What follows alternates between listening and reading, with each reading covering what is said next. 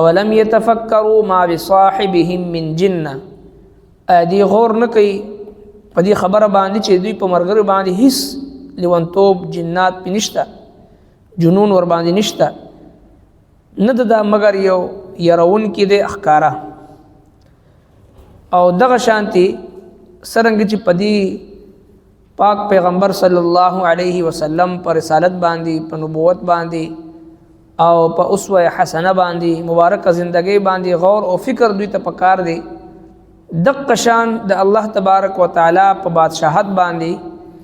د اسمانونو د زمکی په تخلیق باندې غور او فکر دوی ته کول پکار دی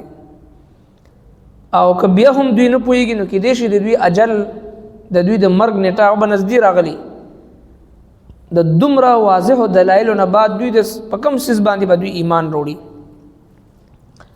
او بیا ورپسې آیت کریمه کې فرمایي چې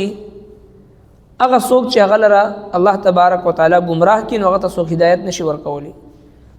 او پرېږ دی دوی لره په خپل سرکشي کې چې سرګردان وي اولم ينظروا ايد غور انکلو فی ملکوت السماوات په حکومت د اسمانونو والارض د زمکه وما خلق الله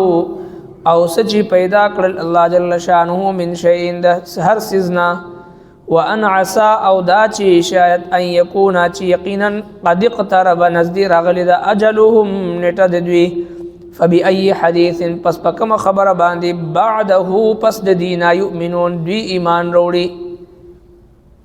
نو دی کم سیز دین بعد به ایمان وروړي من يضلل الله اصل خبر دادا هغه څوک چې گمراه کړي هغه الله جل شانه فلا هادي له نو نشته څوک هغه تعالی خودن کی ويذرهم او پرېږ د دوی فی طغیانهم د دوی په سرکشي کې یعمهون سرګردانه اولم ينظروا ايدي غور انقو في ملكوت السماوات والارض په حکومت د اسمانونو د زمکه کې وما خلق الله من شيء او په هغه څه کې چې پیدا کړی د الله جل شانه د هر څه نه دوی په دې خبر غور نه کوي چې په دې اسمانونو او په دې زمکه باندې حکومت د چا دی منګو تاسو چې یو ورکوډ شانتي بلب یا پکې یا بل داسې سیز لګو هغه د پاره یو لوی نظام شاته چې دغه کار فرماوي او دغه د بلب تعلق چې د بٹن سره وي د بٹن تعلق چې د مین سوئچ سره وي د مین سوئچ تعلق چې د هغه میټر سره وي د میټر تعلق چې د هغه ستن سره وي د ستن تعلق تارونو سره وي د تارونو تعلق دا یو لوی نظام د دې شاته چې هغه تر هغه بجلیګر پورې رسي تر یو لوی نظام د دې شاته کار فرماوي او په زرګونو تعداد کې خلق پدې کې استعماليږي په زرګونو تعداد کې چې پدې کې مال او دولت هغه حسابي استعماليږي یو لوی نظام د دې شاته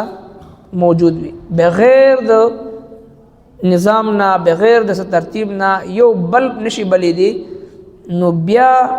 دا دومره و اسمانونه و زمکي او دا دومره اوچت سیارې او نور سپوږمۍ للشمس ينبغي لها ان تدرك القمر ولليل سابق النهار وكل في فلك يسبحون هر یو په خپل مقدار باندې په خپل مقرره وخت باندې نه یو سکند مخکې کیږي او نه یو سکند داغې نه وروستو کیږي الله رب کائنات چې دې لپاره کم وخت مقرر کړی دی بیا وما خلق الله من شيء او هغه څه چې پیدا کړی د الله جل شانه د هر څیز نه هر یو شی د الله تبارک وتعالى ذات داسې ذات دی چې د الله نه ما سوا چې دا څومره معبودان باطله دي د الله نه ما سوا چې څومره معبودان ته دوی بلنه کوي خدایان ورته وي یا د الوهیت نسبت ورته کوي نو ان الذين تدعون من دون الله لن يخلقوا ذبابا ولو اجتمعوا له الله رب کائنات دوی ته چیلنج ور کوي چې د الله نه ما سوا چې کم غیر ته تاسو بلنه کوي کدا ټول را جمع شینو یو مچ قدرې مخلوق هم نشي پیدا کولی پیدا کول خو لوی خبره ده وان يسلبهم الذباب شيئا لا يستنقذوه منه کده دوی مخنا دغه بوتانو مخنا د غیر الله د مخنا مچ څه شی او تختین دی هغه نشي واپس نشي غشتي هغه نشي اساره ولي غشي. ضعف الطالب والمطلوب، دا طالب او مطلوب دواړه ضعیف دي. هغه چې د الله سوا د الله نه سوا غیر ته بلنه کوي دا بلون کی او دا طالب مطلوب دواړه چې د پدې کې ضعف دي. وما قدر الله حق قدره، الله جل شانه د بندا شکوه کوي چې د الله تبارک وتعالى نه قدر وکړه نه شکر وکړه، سرنګ چې د الله تبارک وتعالى ذات قدر و منزلت پکار و هغه شان د الله جل شانه قدر ونکو. وما قدر الله حق قدره،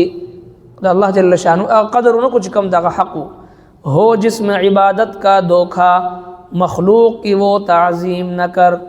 جو خاص خدا کا حصہ ہے بندوں میں اسے تقسیم نہ کر. د الله رب العالمین چې کومه حصہ ده یعنی د الله تبارک وتعالى په ذات او په صفات کې بغیر نه شریک کوي، نو هغه بت پرست خلکو به یو شانتي د الله جل شانه په ذات او په صفات کې څوک شریک کو. نن سبا مسلمان په بل صورت کې د الله جل شانه په ذات او په صفات کې چې غیر شریک کوي. یو طرف ته د الله حکم وي او بل طرف ته د رسم او رواج تقاضا وي. یو طرف ته د الله او د الله د رسول حکم وي، بل طرف ته د خلکو د پیغور یری. نو موږ د خلکو د پیغور د یرینا د الله او د الله د رسول حکم پریدو. دا هم د الله جل شانه د نافرمانی د شرک په صورتونو کې یو صورت دی. یو طرف ته د الله رب العالمین واضح او احکار حکم موجود وي او بل طرف ته چې د معبود د مخلوق یروي، د مخلوق د پیغور یروي. نو زه چې د الله حکم پریدم،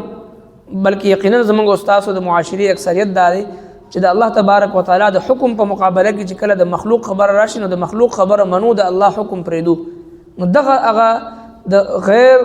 د اغیار چې کوم پیروکارو دغه دغه طریقه وا. نو لہذا الله تبارک وتعالى د بنده شکوه کوي وما قدر الله حق قدره، دوی د الله جل شانه قدر نو کو چې کوم دوی ته پکارو. اصل خبره صدا من يضلل الله فلا هادي له، چې چلر الله جل شانه گمراه کین هغه ته هدایت نشي ورکولی. ويذرهم في طغيانهم يعمهون، او پرې د دوی په سرکشي د دوی کې سرګردانوي. نو د الله رب العالمین د طرف نه د بنده د هدایت د پاره د اسمانونو د ځمکې د نظام د کائنات د تخلیق او بیا ټولو نه غټ د انبیای کرامو سلسله او داسې سلسله چې پاغي کې هیڅ قسمه شک او شبهه او تردد نشي کولی. د انبیای کرامو هغه مبارکه زندگی د نور نه د سپوږمۍ نه زیاته روخانه ځلیږي د مسلمان مخې ته. دا هغه مبارکه زندگی مبارک ژوند اسوه حسنه د دې دومره خپل د توحید د دلایل نه بعد د دومره خپل معجزات نه بعد چې څوک بیا هم چې د هدایت نه قبلین، اصل خبره دا ده ختم الله على قلوبهم وعلى سمعهم وعلى ابصارهم غشاوه. دا د الله تبارک وتعالى طرفنا هغه خلق دي چې کوم په زړونو باندې الله جل شانه مهر لګولې دي.